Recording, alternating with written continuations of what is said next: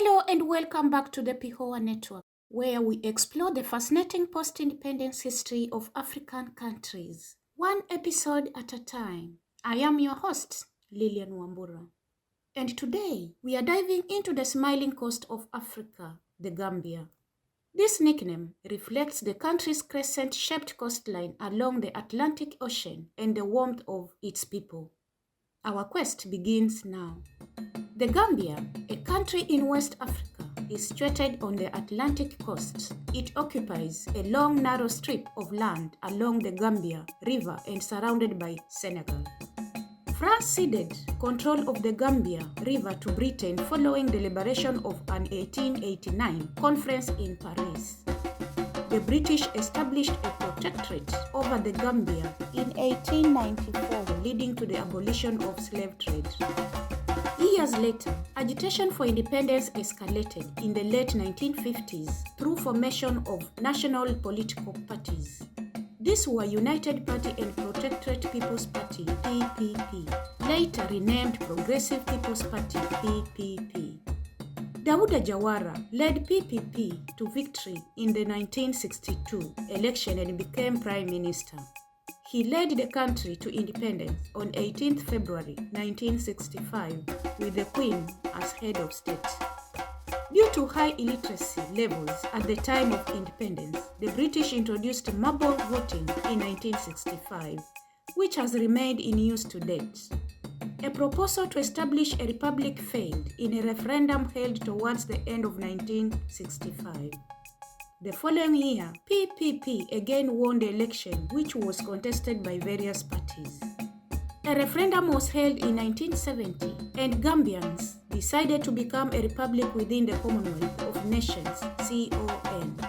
Sir Dawuda Jawara, who was Prime Minister, became the first president of the Republic of Gambia. The PPP continued with its winning streak every 5 years in multi-party elections. After the 1977 election, victory by PPP, the Socialists and Revolutionary Labour Party, SRLP, and Movement for Justice in Africa Gambia, Moja Gambia, were formed. A rebellion against the government by opposition groups took place in 1980 with alleged Libyan involvement. The deputy commander of Gambian paramilitary force was killed in the process. Jawara requested for help from Senegal, who responded promptly. Opposition parties suspected of participating in the rebellion were banned. A pro-SRLP coup was staged in 1981 with the help of the Gambian paramilitary force. The Supreme Revolutionary Council took over the government while Jawara was on a trip to London. Upon Jawara's request, Senegalese troops yet again intervened. The president declared a state of emergency, which allowed measures to be taken against the coup plotters.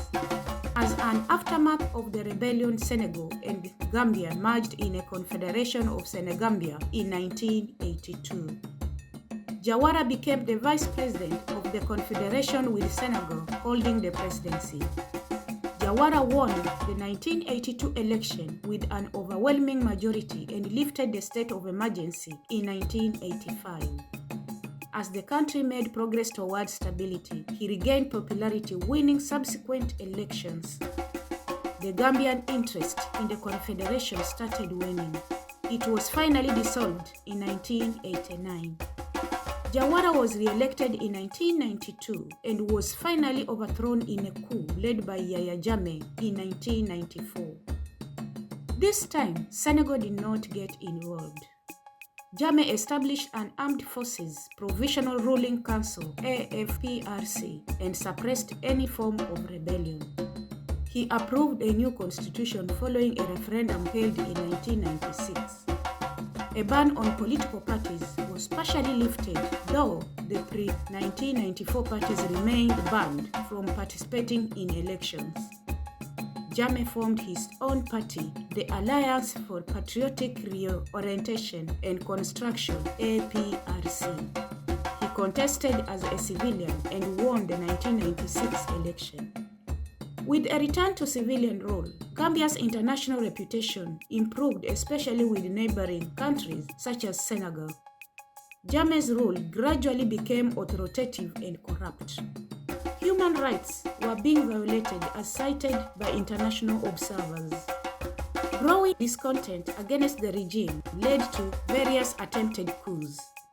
Nevertheless, Jammeh continued winning elections in relatively fair results. In October 2013, Gambia left the CON. Presidential elections held in 2016 produced surprising results. Adama Barrow, a compromise opposition candidate, beat the incumbent and was declared winner by Electoral Commission. Jammeh rejected the results and called for fresh elections. The African Union, AU, and ECOWAS intervened, and Barrow was sworn in at the Gambian embassy in Senegal. Jammeh refused to step down, and ECOWAS forces moved in, persuading Jammeh to leave the country.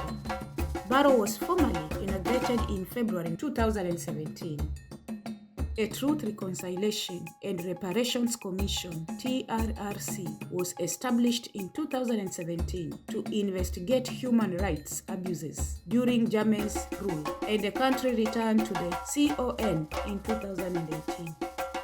Barrow formed the National People's Party (NPP) in 2019, which he used for re-election in 2021. The party reached out to Jammeh's APRC in a bid to form a working relationship. The country was a successful multi-party democracy with its legendary marble system of voting. Its experimental Senegambia did not gain public favor. A military regime that came to pass later restored the multi-party democracy.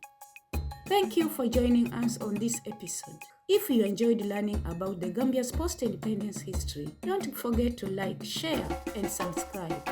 Stay tuned for our next episode, where we will explore the history of another fascinating African country. Until then, keep smiling and keep exploring. Thank you.